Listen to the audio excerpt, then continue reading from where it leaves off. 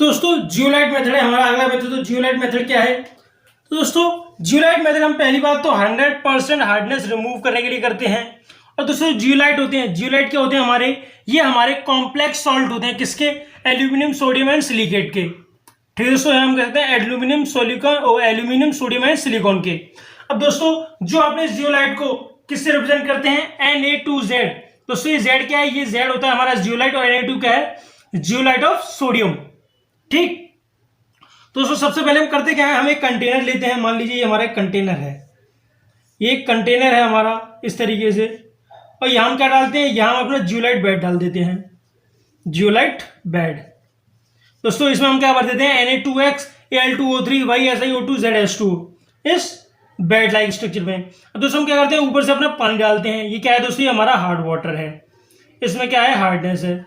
अब दोस्तों जब ये हमारा हार्ड वाटर इस जियोलाइट से पास हुआ, यहां से पास हुआ, तो क्या होता है, ये जो हमारा कैल्शियम मैग्नीशियम है ना, वो अपनी पोजीशन चेंज कर लेता है। किसके साथ? सोडियम के साथ।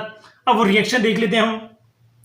तो सबसे पहले क्या हुआ, मान लीजिए Na2Z है ये Na2Z में यहां पे जो हमने हार्ड वाटर डाला, अब क्या हुआ, यहां एक रिएक्शन होती है कि Na2Z, फिर क्या दोस्तों यहां आएगी हमारी क्या?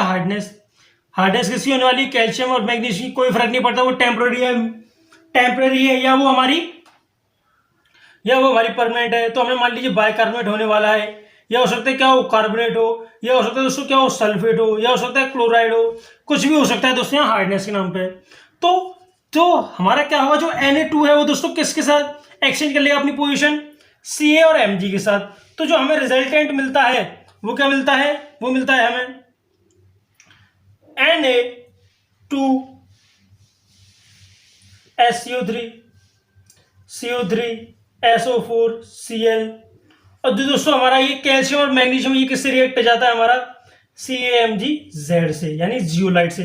तो हम कह सकते हैं यहां से क्या होता है, इस पानी से इधर हमें मिलता क्या है?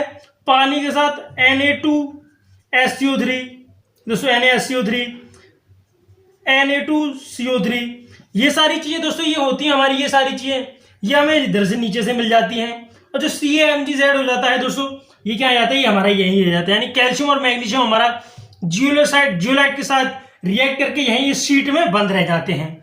और जो हमारा पानी होता है हार्डनेस रिमूव करके हमें मिल जाता है। ठीक है, अब मान लीजिए हमने क्या किया, हम यहाँ पानी डालते गए, तो एक टाइम ऐसा आएगा, जियोलाइट बेड है दोस्तों, ये हमारा खराब हो जाएगा। ये जियोलाइट बेड जो है हमारा, ये क्या होगा दोस्तों? ये खराब हो जाएगा, यानी कि अब इसमें जियोलाइट, सोडियम के जियोलाइट रहेंगे नहीं, Na2Z रहेंगे नहीं। क्या रहेगा इसमें? सिर्फ CaMg यानी कैल्शियम और मैग्नीशियम के जियोलाइट रहेंगे सिर्फ। दोस्तों उस केस में क्या होगा कि अब ये और हार्डनेस रिमूव नहीं कर पाएगा, ये पानी जैसा हम डाल रहे हैं वैसा ही हमें मिलेगा और हार्डनेस रिमूव नहीं होगी।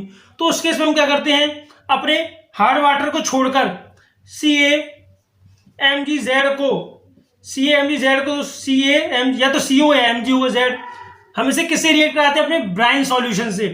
ब्राइन सॉल्यूशन क्या होता है दोस्तों? ये होता है हमारा NaCl, जिसमें हमारा 15% सॉल्यूशन होता है।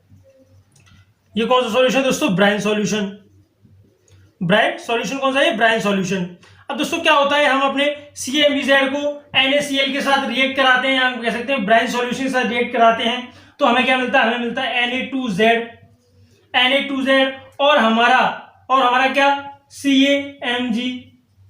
CaMgCl जो है वो हमारा यहां से बाहर निकल जाता है। फिर दोस्तों क्या होता है, फिर से हमारा Na2Z हो गया, यानी कि फिर से हमारे सोडियम का जियोलाइट हो गया। अब हम फिर से यहाँ हार्ड वाटर डालेंगे, फिर से साफ होने लगेगा पानी, हमें ये मिलने लगेगा। फिर क्या करेंगे, फिर कुछ देर बाद फिर ये हमारा स्टेज में चेंज हो जाएगा कैल्शियम और मैग्नीशियम के जियोलाइट में। फिर हम क्या करेंगे, फिर हम ब्राइन सॉल्यूशन रिएक्टर आएंगे, फिर इसी तरह से हमारी प्रोसेस चलती रहती है। अब दोस्तों इसमें मेन चीज क्या है दोस्तों, इस जो रिएक्शन है इसे हम क्या कहते हैं? Regeneration reaction. इस रिएक्शन को हम क्या कहते हैं दोस्तों? इस रिएक्शन को हम कहते हैं हमारी रीजनरेशन रिएक्शन।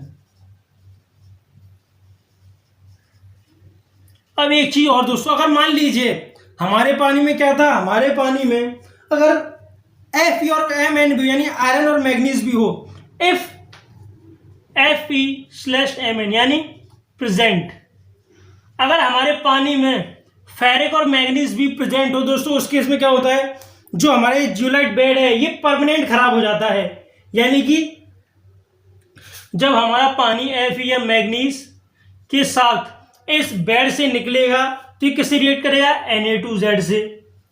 तो ये हमारा Na2Z से रिएक्ट करेगा और हमें मिलेगा क्या, हमें मिलेगा हमारा FeMnZ, फेरिक मैग्नीज जियोलाइट, या तो फेरिक का या मैग्नीज का जियोलाइट।